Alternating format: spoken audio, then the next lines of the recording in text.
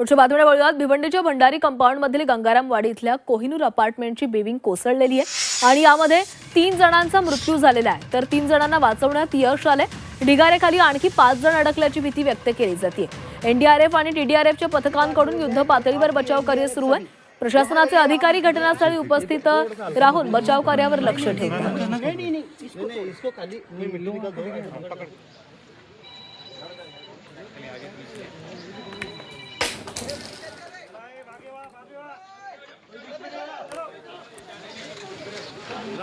प्रतिनिधी स्वप्नील जाधव आपल्यासोबत जोडले गेलेले आहेत। स्वप्नील, भिवंडीच्या भंडारी कंपाऊंडमध्ये दुर्घटना घडलेली आहे, 3 जणांचे मृतदेह हाती लागलेत, अद्यापही बचाव कार्य सुरू आहे। काय सध्या त्या ठिकाणची परिस्थिती आहे?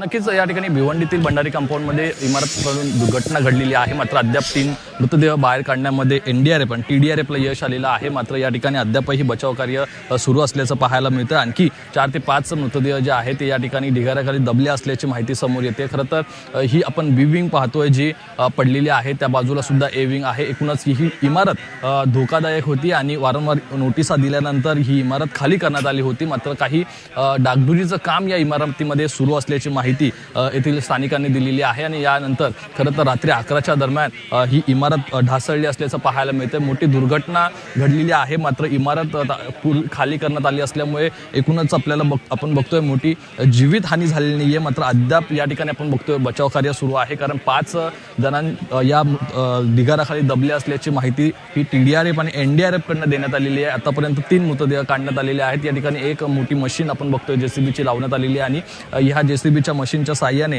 हे खोदकाम सुद्धा या ठिकाणी सुरू करण्यात आलेलं आहे। जवळपास आता ग्राउंड फ्लोअर पर्यंतचं पाडकाम जे आहे ते या ठिकाणी झालेलं आहे आणि एकूण ग्राउंड फ्लोअर खालती ज्या ढिगाऱ्याखाली दबलेले ज्या आहेत त्यांना बाहेर काढण्याचा या ठिकाणी प्रयत्न सुरू आहेत। खरं तर काल रात्रीपासून पहाटेपर्यंत ठाणे आणि भिवंडीमध्ये मोठ्या प्रमाणात पाऊस होता, मात्र सध्या पावसाने उसंत घेतलेली आहे, त्यामुळे बचाव कार्याला वेग आलेला पाहायला मिळतंय। एकूणच लवकरात लवकर बचाव कार्य संपवण्याच्या दृष्टीने आणि लवकरात लवकर कशा प्रकारे हे सर्व जे अडकलेले लोक आहेत त्यांना बाहेर कसं काढता येईल यासाठीचे शर्तीचे प्रयत्न आपण बघतोय एनडीआरएफ आणि टीडीआरएफच्या पथकाकडून सुरू करण्यात आलेले आहेत आणि जे मृतदेह हाती सापडलेले आहेत त्यांना सुद्धा रुग्णालयात दाखल करून त्यांच्यावरती शवविच्छेदन प्रक्रिया ही सुरू करण्यात आलेली आहे। मात्र एकूणच ठाणे महानगरपालिकेचे अधिकारी सुद्धा घटनास्थळी दाखल झाले असल्याची माहिती समोर येते।